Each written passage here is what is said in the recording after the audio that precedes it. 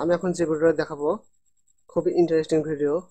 আমরা সাধারণত স্বাভাবিকভাবে লেখালেখি, যেমন আমি কিছু লিখবো, আমার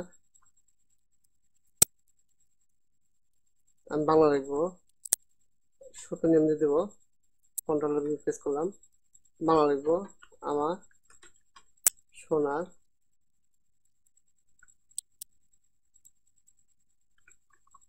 বাংলা। আছে আমি যদি নতুন এবং পুরাতন ভিউয়ার্স হয়ে থাকেন, তাহলে আপনাদের জন্য এই ভিডিওটা খুবই ইন্টারেস্টিং, আর এটা দেখলে আপনারা আরো দিনে দিনে এক্সপার্ট হতে পারবেন। চলুন আমাদের প্রথমে ইনসার্ট থেকে শেপ নিতে হবে, অর্থাৎ আমরা টেক্সট বক্সের মাধ্যমে আমরা ঘুরে লিখতে পারি, তাছাড়া আমরা লিখতে পারবো না। আমাদের টেক্সট বক্স নেওয়ার জন্য ইনসার্ট থেকে শেপে ক্লিক দিতে হবে। শেপে থেকে প্রথমে যেটা আছে সেটাকে বলে টেক্সট বক্স।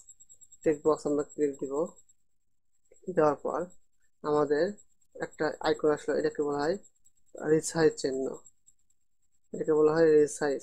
তাহলে আমরা রিসাইজটাকে কিভাবে টেক্সট বক্স নেব, আমরা ক্লিক দিলাম, মাউস লেফট বাটন ক্লিক দেবো, টান দেবো, কতটুকু নেব, টান দেবো। এখন আমরা এখানে লিখবো, কি লিখবো, আমরা স্বাভাবিক লিখছি, আমরা এখানে ঘুরে লিখবো। তাহলে টেক্সট বক্সে লিখবো আমার, অবশ্যই ভাষাটা আমাদের চেঞ্জ করতে হবে, সূত্র নিয়ম দিলাম, কন্ট্রোল বি, সূত্র নিয়ম এবং কন্ট্রোল বি দিলাম। আমার লেখা একটু বড় করে দিব,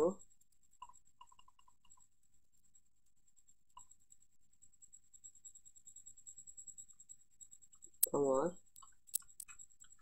সোনার বাংলা, আমি তোমায়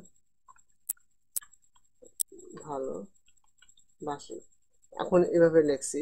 এখন এই লেখাটা আমরা ঘুরিয়ে দিব, কিভাবে দিব, এখানে আমরা উপরে যা দেখতে পারবো ফরম্যাট বার, ফরম্যাটে ক্লিক দিব, দেওয়ার পর আমরা এখানে লেখা আছে টেক্সট ডিরেকশন, এখানে আমরা ক্লিক দিব। তারপরে এখানে আমরা যেভাবে নেব, যে রোটেট অল টেক্সট 90 ডিগ্রি আছে, rotate all text 270, rotate all text 270 degree angle আছে, আমরা এদিকে ঘুরে দিই। এখানে আমরা ক্লিক দিব, আপনার যেভাবে ইচ্ছা আপনি সেভাবে ঘুরে দিতে পারেন। আমরা এটা এভাবে দিব, দেওয়ার পর ক্লিক দেওয়ার পরে ঘুরে গেছে। এখন আমার এটাকে সাইজ করবো, বড় করবো,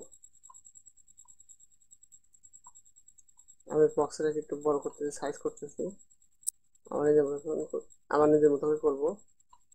সিলেক্ট করে আমি এটাকে একটু বড় করবো, হোম থেকে 50টা বড় করে দিলাম,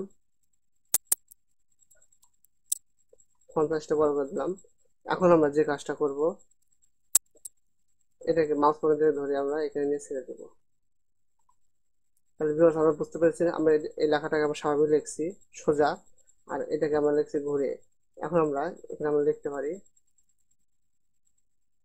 এখানে আমি আরো লিখবো, তাহলে এখানে এটাকে বড় করে দিব, বড় করে দিয়ে এখান থেকে লিখবো, ক্লিক দিলাম, তারপর লিখছি আমার সোনার বাংলা আমি ভালোবাসি, তারপর লিখবো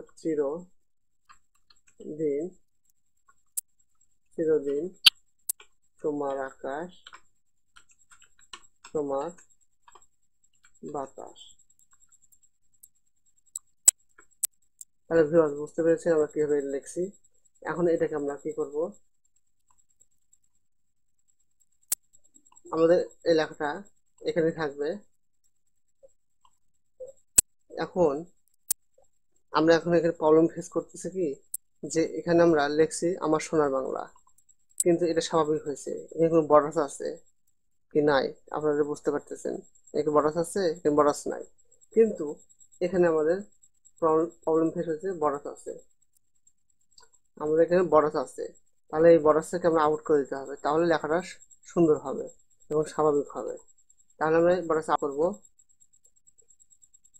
আমাকে এই বক্সটাকে বুঝতে হবে, এর ভিতরে হচ্ছে ফিল, ভিতরটাকে বলা হয় ফিল, আর বাইরে বলা হচ্ছে আউটলাইন। তাহলে আমি এটা বাইরে আছে, বাইরে আউটলাইন অর্থাৎ লাইন আছে, লাইনটাকে আমরা আউট করব। তাহলে আমরা ক্লিক দেবো, ক্লিক দেওয়ার পর ফরম্যাটে ক্লিক দিব, তারপরে এখানে আছে সেভ আউটলাইন, এখানে ক্লিক দিব, দেওয়ার পর আমরা নো আউটলাইন করে দিব। তাহলে ভিউয়ার্স আপনারা বুঝতে পেরেছেন কাজটা কিরকম হলো।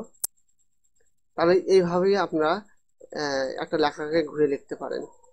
তাহলে ভিউয়ার্স আপনারা বুঝতে পেরেছেন। যদি আপনাদের এই ভিডিওটা ভালো লাগে তাহলে অবশ্যই পাশে থাকা বেল আইকনটি ক্লিক দিবেন, অবশ্যই সাবস্ক্রাইব করবেন এবং এরকম ভিডিও আরও দেখার জন্য আমাদের পেজের লিঙ্ক দেওয়া আছে, সেই লিঙ্ক দেখে দেখে আপনারা আরও ভিডিও দেখবেন এবং দেখলে আরও এক্সপার্ট হবেন। এই বলে আমি এখানে শেষ করছি। ধন্যবাদ।